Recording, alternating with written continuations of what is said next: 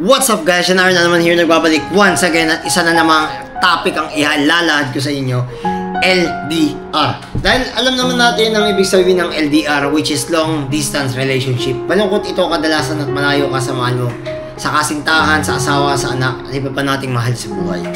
Kadalasan dyan, bandang muli naghihiwalay, nakakalungkot isipin, pero totoo kasi lagi nating hanap ng mga tao is human intimacy. Pero di ba gusto rin naman ng Diyos na maghiwa-hiwalay tayo para makapag-explore tayo sa mundong ito? Ano-ano nga ba mga bagay para makasurvive sa LDR? Mabilis lang to.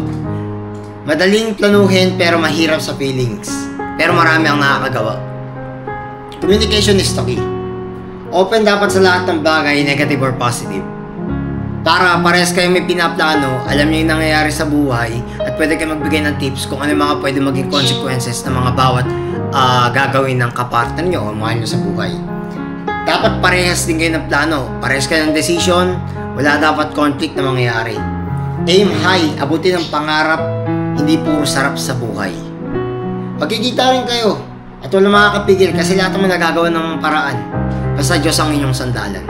Maturity is the key, dapat parehas kayong mag-progress. Bilang maraming salamat sa inyo. At marami pang pwedeng maging dahilan para makasurvive kayo sa LDR. Hindi lang naman itong mga binanggit ko. Siguro kayo na rin makakasurvive yan. Okay, maraming salamat and peace out.